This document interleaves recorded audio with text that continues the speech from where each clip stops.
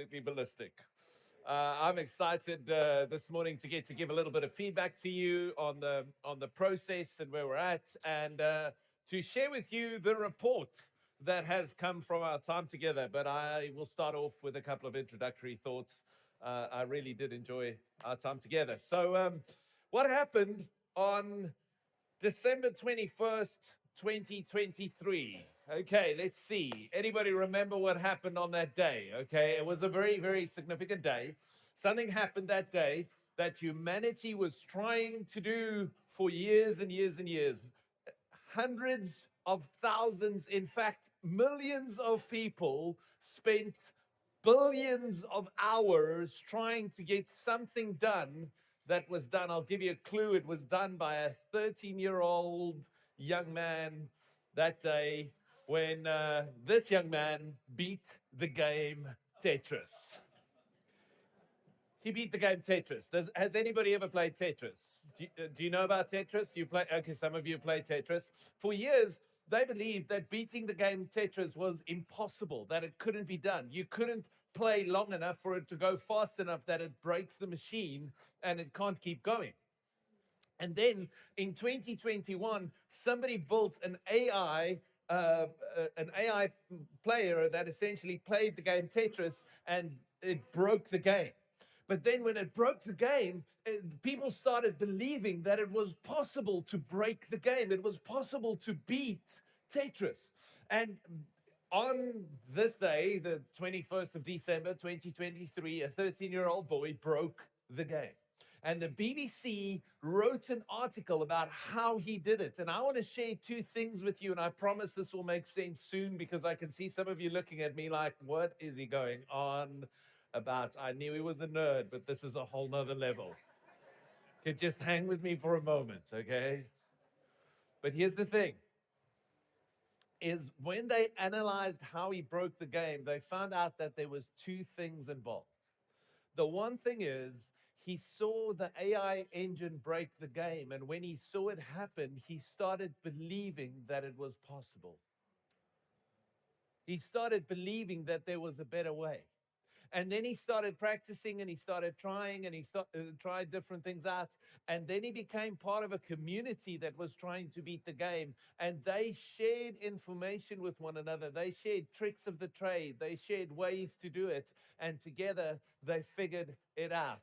What they did, how he beat the game, is how we will beat the game. The two factors involved in beating Tetris: number one, innovation showed it was possible.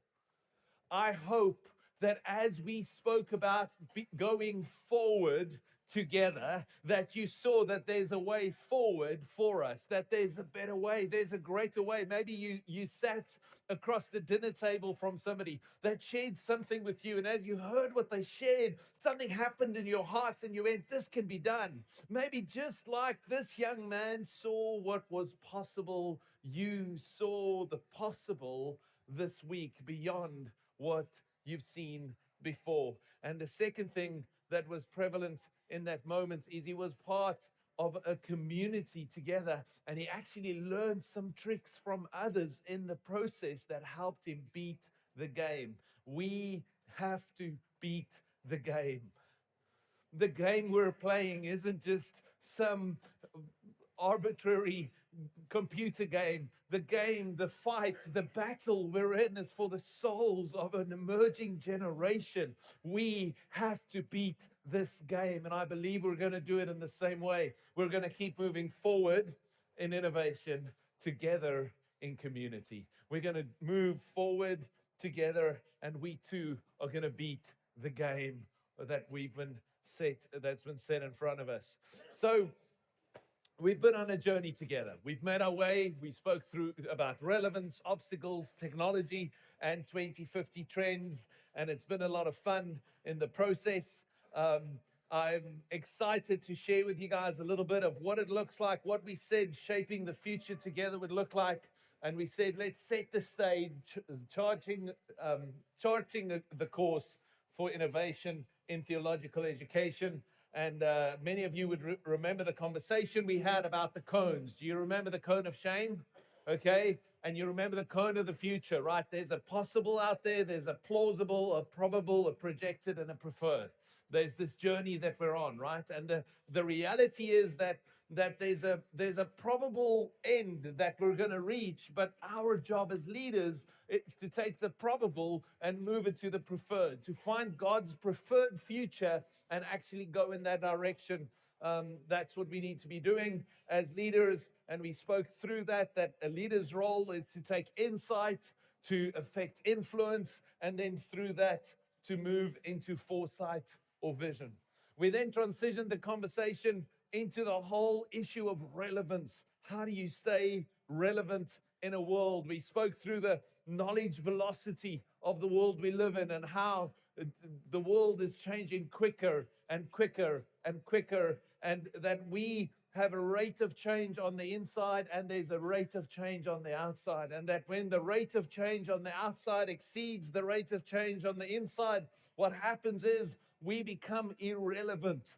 And we go through that process. And then we spoke about the different innovation cycles and how when a new innovation cycle comes around, there's a creative disruption that causes disruption in that space. And we identified the 3 key disruptors, creative disruptors of our age, the time we live in, digitization, a VUCA world, and accessibility or mass accessibility in this process. We actually evaluated different things and different trends and how they were affecting our journey. And then we started going deeper into the obstacles that had to be overcome, the different things we had to overcome as those involved in theological education to get to the process. You guys will remember that we said affordability and resources is the greatest of the 4 obstacles that we identified that had to be overcome, and we force ranked them and we went through them. We spoke through certain principles that would help us overcome them and some creativity from the room that came out that was super exciting to look at. We then spoke about the digital domain, how the supply and demand curve plays into the process of scarcity of information and then application, and then this new phase of interaction. And we realized that there is no change without loss, no loss without grief. We also estimated and found out that we are personally more inclined, more positive towards change than our institutions, and they are more inclined towards change than theological education in general. And then we started speaking about trends towards 2050, and we made our way into those trends, speaking about the wave that we need to catch. What's the wave that's rising up in our midst that we need to catch? And this I haven't shared with you, but this is the summary of 4 trends that that actually emerged as the 4 themes of trends from our conversation. And I told you yesterday that I will share it today. But there's a technological acceleration, a contextualization, and non-formal education, global shifts, and a pedagogical changes that is taking place. And as you look through them, you'll also see these in the final report.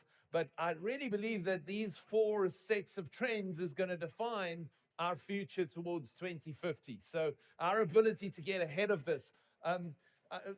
Let me just see who in the room knows cricket better than baseball. Okay, can I see your hands? Okay, all the way in the back. Okay, who knows baseball better than cricket? Okay, the following statements. Who's not going to put up their hand no matter what I say? Fantastic. I just wanted to make sure I get it out of the way. But here's the reality. Whenever whoever has put up their hands, this is true for you, is when a baseball player is hitting the ball or a cricket player is hitting the ball, they're not hitting the ball where they see the ball, because it is biologically impossible to see the ball at the rate that it is traveling.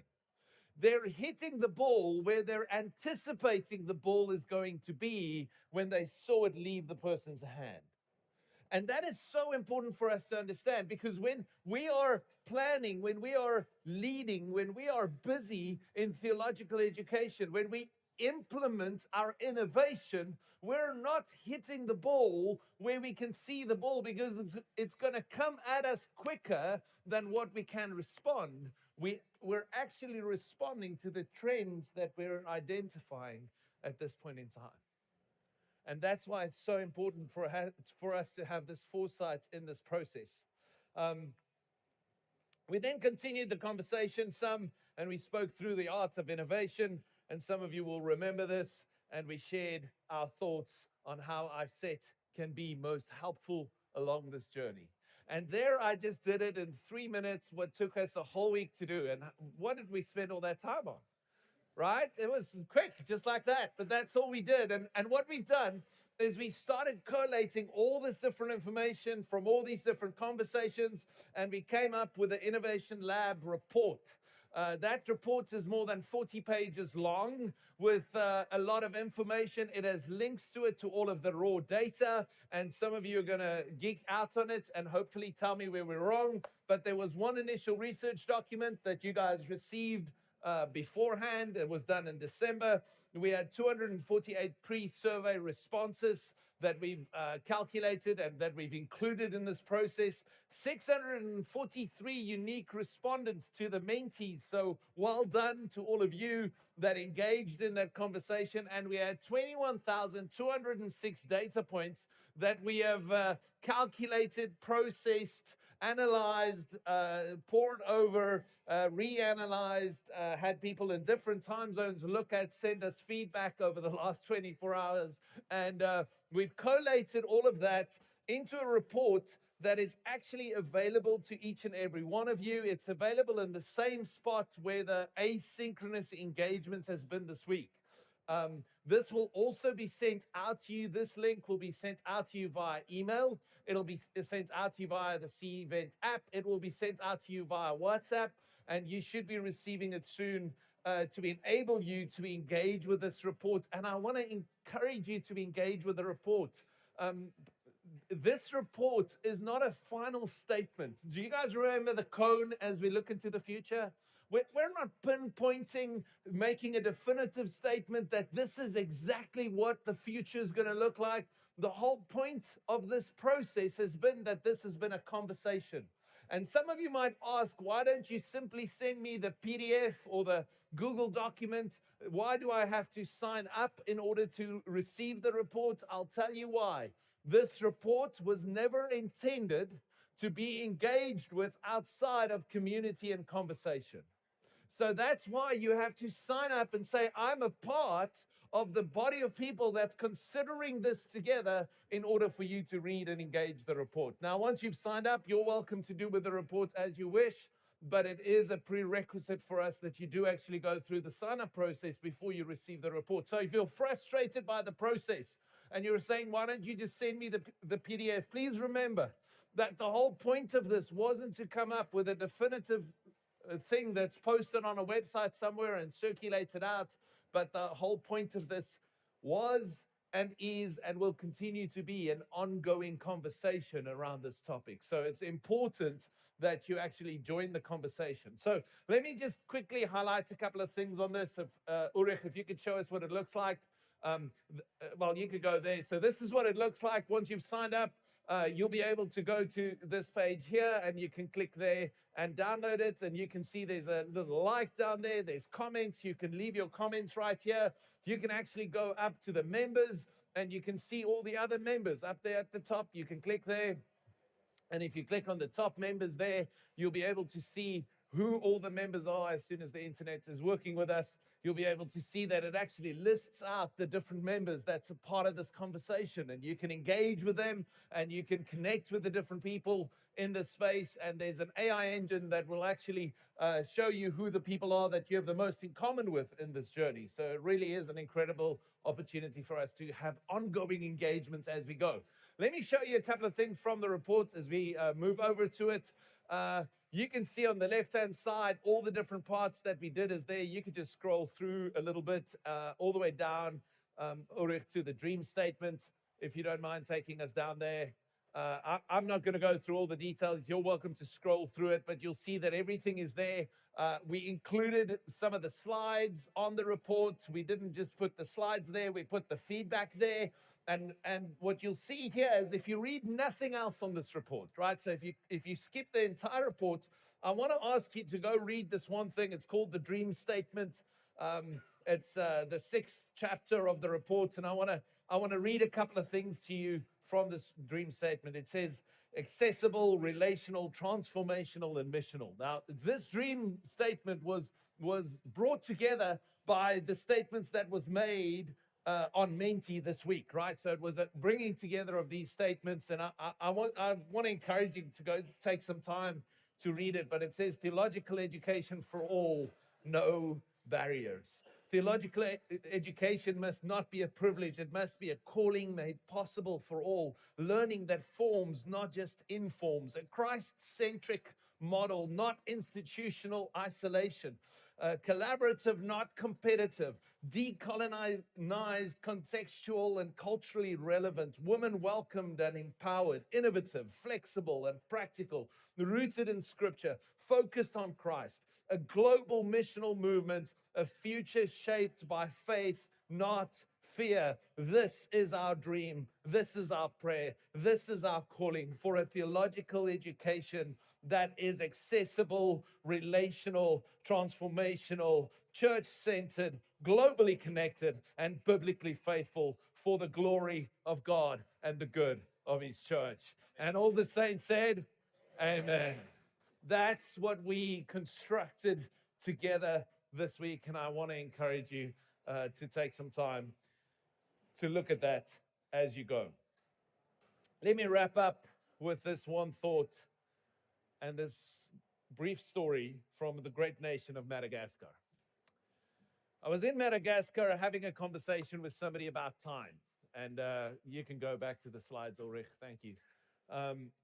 And the conversation we had about time was simply this. We were speaking about the fact that the Malagasy was always late for everything. Now, you must understand that I have some German heritage, grew up as a South African, have German heritage, Mongolian heritage, South Indian heritage, some Nigerian heritage, and some sub-Saharan African heritage. So I'm essentially genetically the United Nations, okay?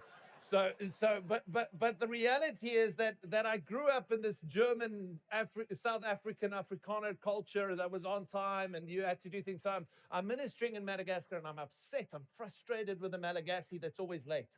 And one of the Malagasy explained to me and says, you Westerners, you look at time as if it's something that you're heading into. You look at time as if you're going towards time, and you can plan it, you can set it out, you can decide what's going to happen, and then you're moving into time. But us Malagasy, we look at it in a different way. For us, time isn't something we're walking into. We're standing right here, and time is coming to us.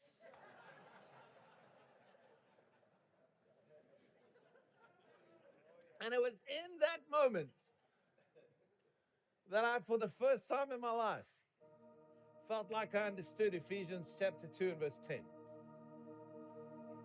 For we are God's workmanship, His handiwork, created in Christ Jesus to do good works, which God had prepared for us in advance to do.